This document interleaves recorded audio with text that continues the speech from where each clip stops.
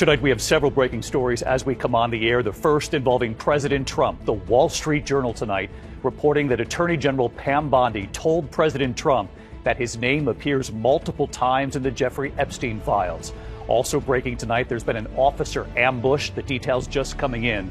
And in New York City, the suspect who police say placed improvised explosive devices around the city, one thrown right onto the subway tracks. First tonight, the Wall Street Journal now reporting Attorney General Pam Bondi and her deputy, Todd Blanche, told President Trump back in May that his name appears in the Jeffrey Epstein files multiple times.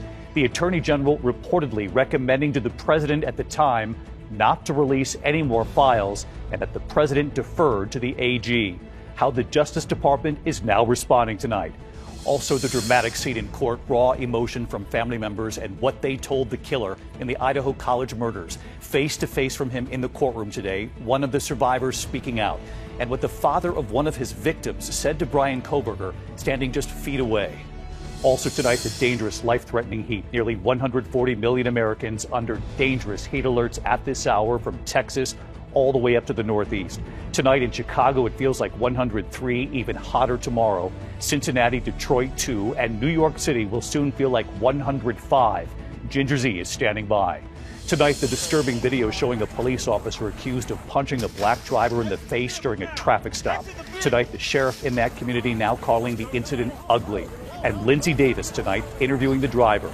In New York City, the alarming discovery, a suspect accused of allegedly leaving at least 5 homemade bombs on rooftops across the city, and authorities say throwing one IED right onto the subway tracks. Tonight, the heartbreaking discovery, authorities finding the body of that missing student last seen leaving a bar. Her parents had pleaded for the public's help, and what authorities are now saying. Tonight, the alarming images in the water off the east coast of Florida. You will see this man attacked by a shark. And America Strong tonight. Every night here, we get story ideas from so many of you at home in hometowns across this country.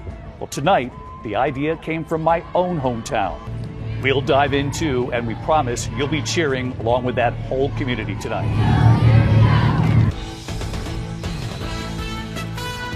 From ABC News World Headquarters in New York, this is World News Tonight with David Muir.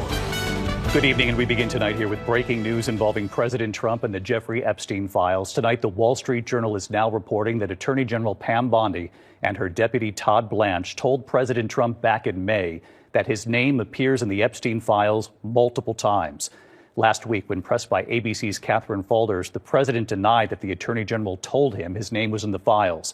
The Attorney General reportedly recommending to the president at the time to not release any more files, and the president reportedly deferred to the Justice Department. And tonight, the Republican-led House Oversight Committee has now subpoenaed Jeffrey Epstein's former companion, Ghislaine Maxwell, who, of course, is serving a 20-year prison sentence. ABC's chief White House correspondent, Mary Bruce, leading us off tonight. Tonight, the Wall Street Journal reporting that Attorney General Pam Bondi and her deputy Todd Blanche informed President Trump in May that his name appears multiple times in the Epstein files. They reportedly told Trump they did not plan to release the files, saying they contain child pornography and personal information about the victims. According to the Journal, the president said he would defer to their decision. Last week, when pressed by ABC's Catherine Faulders, Trump denied Bondi told him his name was in the files. What did she tell you about the review? And specifically, did she tell you at all that your name appeared in the files? No, she's given us just a very quick briefing.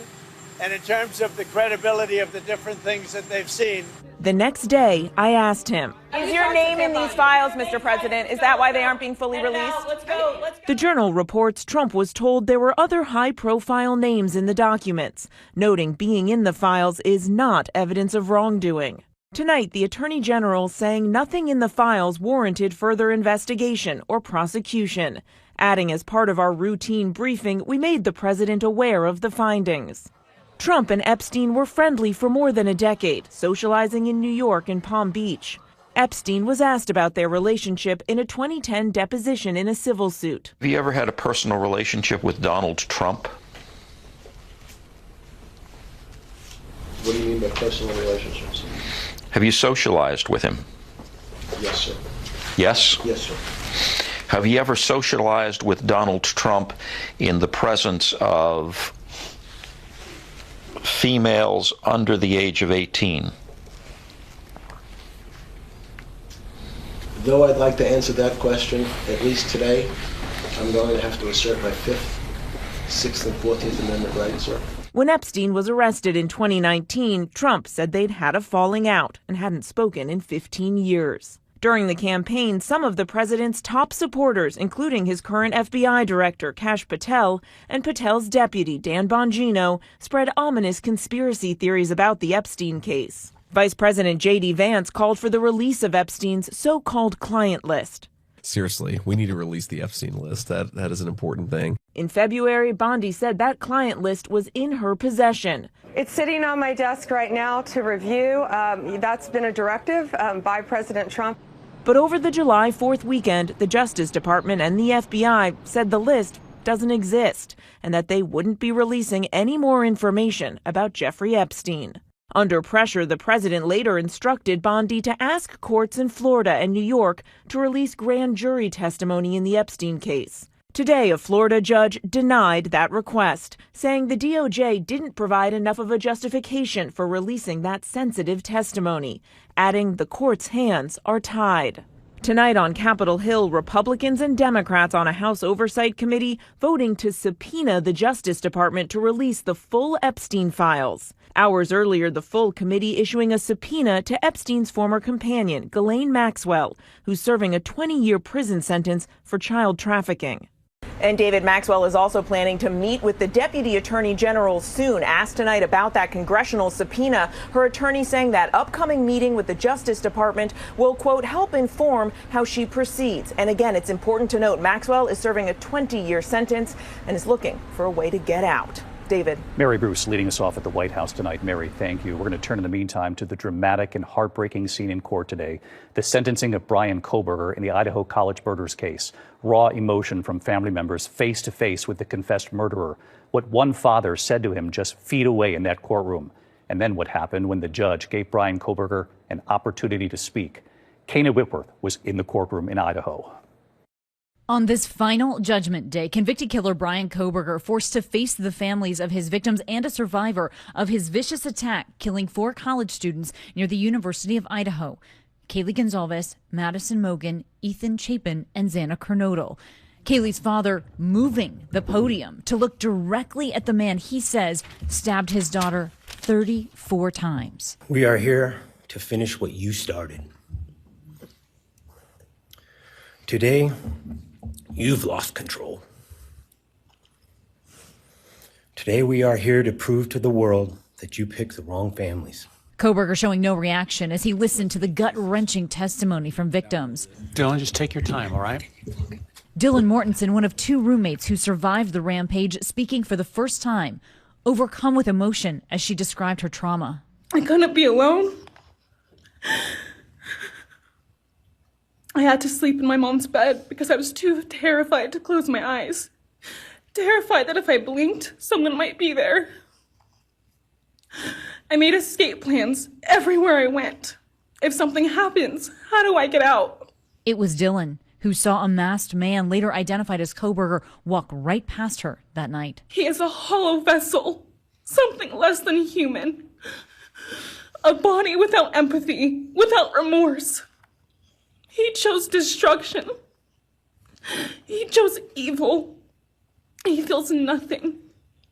He tried to take everything from me. My friends, my safety, my identity, my future. He took their lives, but I will continue trying to be like them to make them proud. To avoid the death penalty, Kohberger pleaded guilty to stabbing the 4 students to death in that off-campus house. The murders sending shockwaves across a college town and the country. And today, the victims' parents remembered the young lives full of so much promise. Maddie was my only child that I ever had. She's the only great thing I ever really did, and the only thing I was really ever proud of. Xana's mother saying she's ready to forgive. This forgiveness has released me from any and all evil you have inflicted on me and my family. But most family members lashed out at Koberger in anguish and anger. You're going to go to hell. The Gonzalez family, who wanted the death penalty today, openly mocking the former PhD criminology student. You're pathetic. You aren't special or deep, not mysterious or exceptional. Kaylee's sister hammered Koberger one last time with the questions he's never answered. Where is the murder weapon? The clothes you wore that night? What were Kaylee's last words? And she tried getting under his skin. If you were really smart, do you think you'd be here right now? If you hadn't attacked them in their sleep, in the middle of the night, like a pedophile, Kaylee would have kicked your ass. Thank you. Thank you.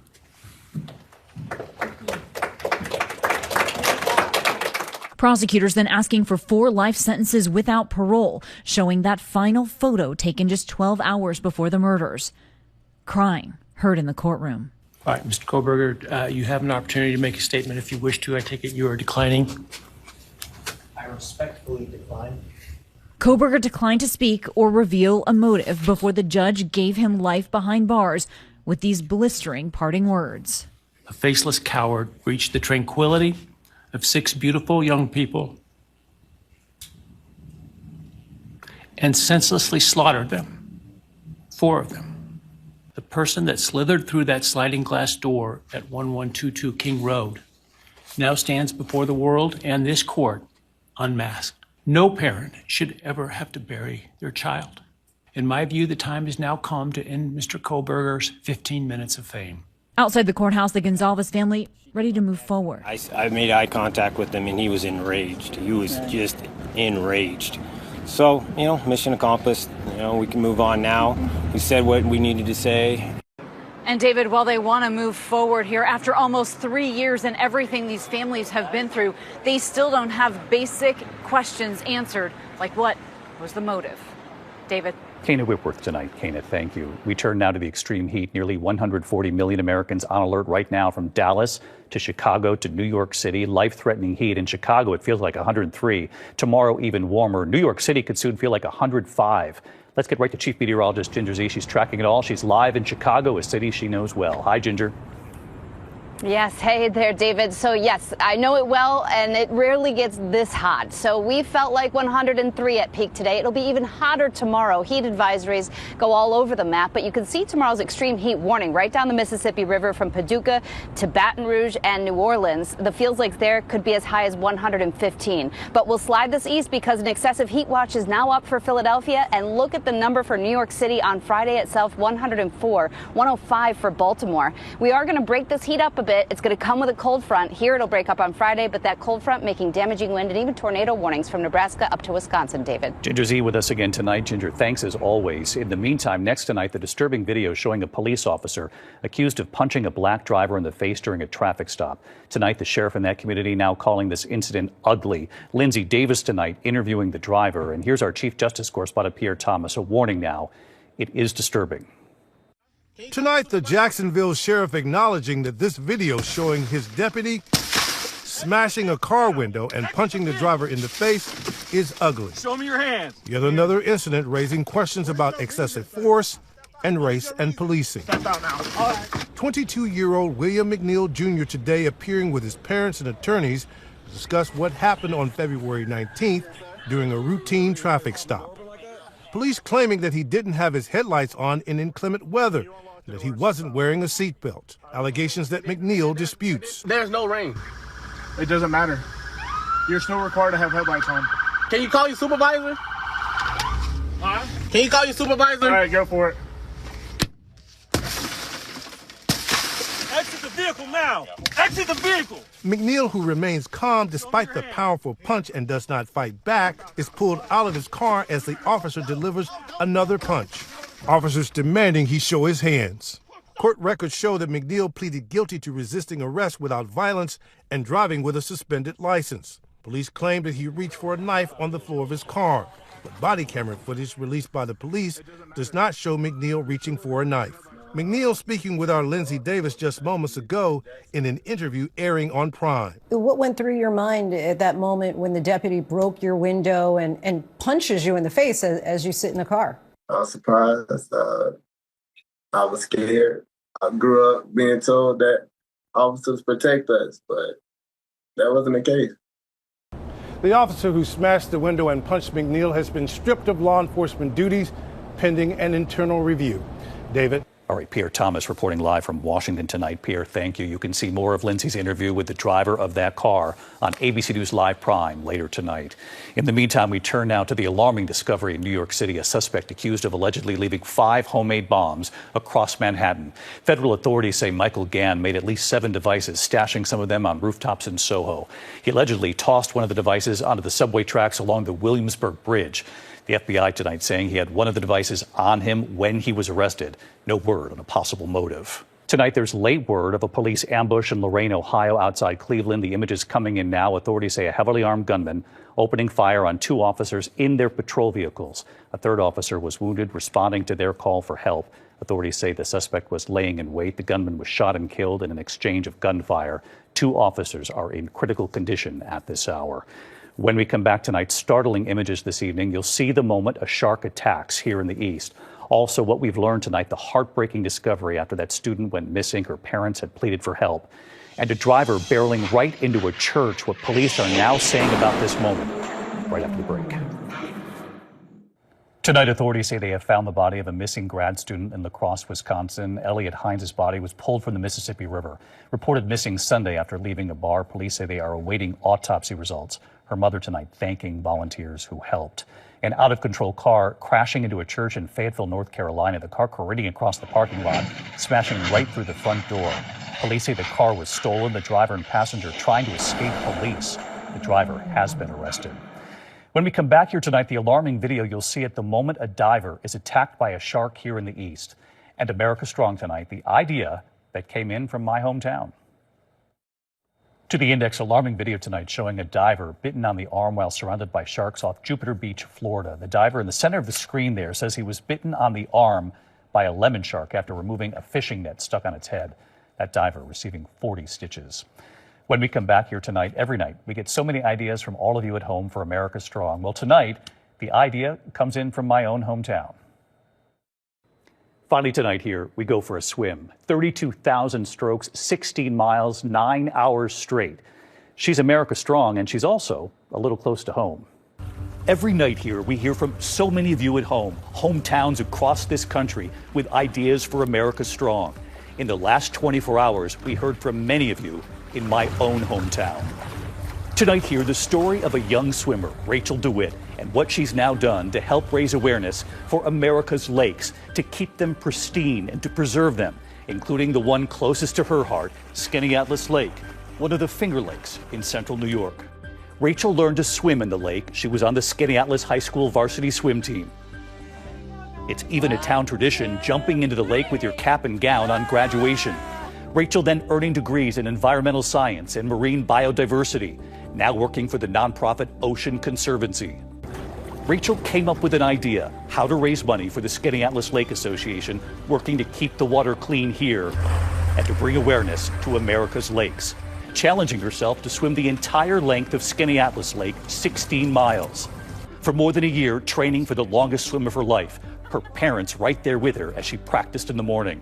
Her dad, Bob, following Rachel in the boat. Her mom, Terry, part of the team of kayakers guiding her. Love you! Just this week, Rachel was ready. Go, Rachel! At sunrise, she was off. Along the way, so many from the community cheering her on. Children waving to her. 10 miles in, the campers at Lourdes Camp cheering 6 miles to go. And after 9 hours and about 32,000 strokes, Rachel did it. And right here tonight, hi, David. Rachel on why she did it. This lake really made me who I am and made me care about water conservation. I hope that folks find a little bit of inspiration from my swim. Congratulations, Rachel. 16 miles, 9 hours. The rest of us are exhausted for what you've done to bring attention to America's lakes. Good night. David Muir, the most watched newscast in America. And now, ABC's World News Tonight has won the Emmy for Best Live News Program for the 3rd year in a row.